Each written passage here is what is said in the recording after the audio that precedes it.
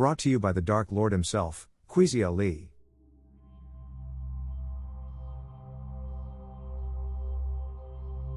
When I hear politicians talk like the world is a shopping cart, we need Greenland. Cuba is ready to fall. Mexico, Colombia. Iran is going to get hit very hard. I don't hear strength. I hear a mindset. A habit. The idea that other nations are pieces on our board. And today I'm calling out something people don't like to say out loud. A lot of the biggest regime change moments, coups, invasions, topplings, sit under Republican presidents.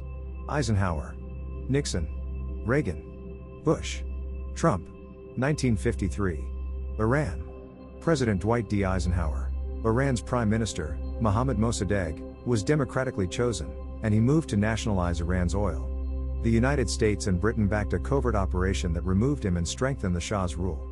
Now here's the part people skip: the harm didn't stop at the coup. Iran lived under an increasingly authoritarian monarchy for decades, and when the revolution finally exploded in 1979, it turned decisively anti-American. That anger didn't just stay over there.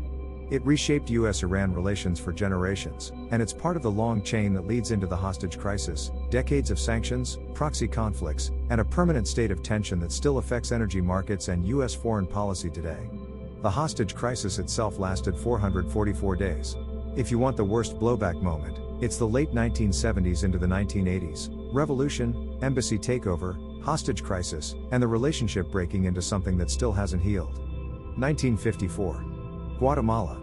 President Dwight D. Eisenhower. Guatemala elected Jacobo Arbenz, and his reforms threatened powerful land and corporate interests. The US backed a covert operation that helped remove him. What followed was not stability. It was decades of violence. Guatemala's civil war lasted roughly 36 years, and later investigations concluded that more than 200,000 people were killed or disappeared, with the overwhelming majority of human rights violations attributed to state forces and allied paramilitaries. That's the scale of devastation that gets created when you crush democracy and empower the worst actors. And what are we still feeling today? Migration pressure didn't come from nowhere. The war created waves of refugees, and its aftermath left deep instability that continued to feed outward migration for decades, including to the United States. If you want the period when Guatemala suffered the worst, it's the late 1970s into the 1980s, the peak years of mass atrocities during the war. 1960. Congo. President Dwight D. Eisenhower. Patrice Lumumba became prime minister after independence and pushed for real sovereignty. The United States backed moves to remove him from power as Cold War politics took over the crisis. Lumumba was ultimately killed, and Congo's political future was shaped by outside interference and power struggles. Now here's what we're still living with today.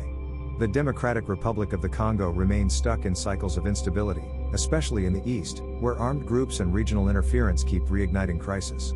That instability isn't just tragic, it affects global supply chains because Congo's mineral wealth is tied to modern technology, and the region remains a recurring flashpoint for international confrontation. If you want the worst years, it's two waves: the early 1960s during the crisis itself, and then the late 1990s into the 2000s during the catastrophic Congo wars that grew from decades of destabilization and dictatorship-era rot.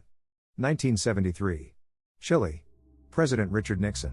Chile's elected president Salvador Allende was overthrown, and Augusto Pinochet's dictatorship followed. Pinochet's regime is associated with thousands killed and widespread torture and imprisonment. So what's the impact on us? A big one is the long-term trust collapse. Across Latin America, US claims about democracy never land clean because people remember what happened when elections produced leaders Washington didn't like. That distrust still shapes regional politics, alliances, and how US influence is received today. If you want the worst years, it's the dictatorship era itself, from the 1970s through 1990. 1983. Grenada. President Ronald Reagan. After an internal power struggle, the United States invaded Grenada and removed the ruling military government. International reaction was fierce, and the intervention was condemned around the world. What are we still feeling today? Grenada itself stabilized and moved forward, so the ongoing today damage isn't as direct as the others. The bigger legacy is precedent, reinforcing the idea that the United States can intervene militarily in smaller states and then argue the legal details later. That precedent still matters because it weakens international norms that we rely on when other powers do the same thing elsewhere.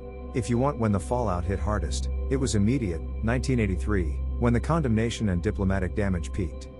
1989. Panama. President George H.W. Bush. The U.S. invaded Panama, removed Manuel Noriega, and fighting hit civilian neighborhoods hard. Civilians were killed, families were displaced, and entire blocks were damaged or destroyed. What does the US still feel today? Again, part of it is precedent and credibility. When the US frames military action as law enforcement or democracy restoration, it teaches the world that sovereignty can be overridden by power. That message comes back around when the US wants to argue international law in other conflicts. Worst period is right then, late 1989 into 1990, the deaths, the displacement, and the immediate trauma. 2001. Afghanistan. President George W. Bush. After September 11th, the US invaded Afghanistan to topple the Taliban for harboring al-Qaeda. NATO later took command of the ISAF mission, but the war began as a US-led operation and grew into 2 decades of conflict. And what are we still paying today? The Taliban returned to power in 2021, and the human cost and financial cost for the US has been enormous, including long-term veteran care burdens and massive war spending. Worst period?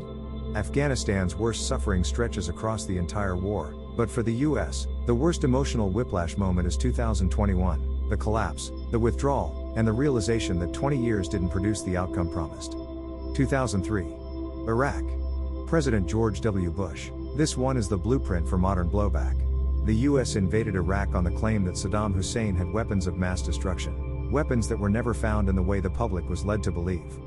Iraq's state collapsed, sectarian violence exploded, and extremist groups surged into the vacuum. The Islamic State's rise is tied to the evolution of al-Qaeda in Iraq into later structures. What are we still feeling today? We are still living in the aftershocks: regional destabilization, continued counterterror operations, refugee flows, and the massive long-term cost to the US in money, injuries, trauma, and political division.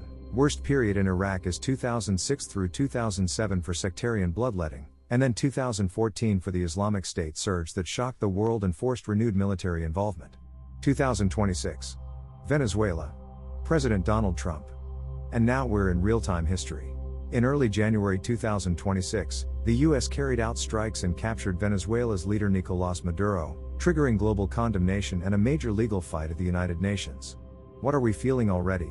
Immediate instability and retaliation risk.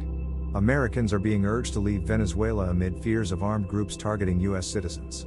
And on top of the human chaos, there's the economic gravity, with oil negotiations now tangled directly into the aftermath, pulling energy markets and US policy deeper into the fallout. Worst period is literally right now, January 2026, because we're watching the blowback begin in real time. So when people ask, what harm did these interventions do? The answer is, they didn't just damage those countries. They damaged the United States. They trained entire regions not to trust us. They planted hatred that outlived the presidents who ordered the operations. They created refugee waves, extremist waves, war waves, and economic waves. And every time we act like power is the same thing as justice, we weaken the only thing that ever truly protects people: law, legitimacy, and the right of humans to choose their own future. That's the Republican record in this timeline. And it's not ancient history, it's still happening. Kwesi Ali, the man, the myth, the legend. The icon, aka the Dark Lord. Hashtag Revolution 2025, hashtag Chaos Rising 2025, hashtag South Pole Rebellion 2025. Hashtag End Regime Change, hashtag Blowback is real, hashtag Peace not plunder.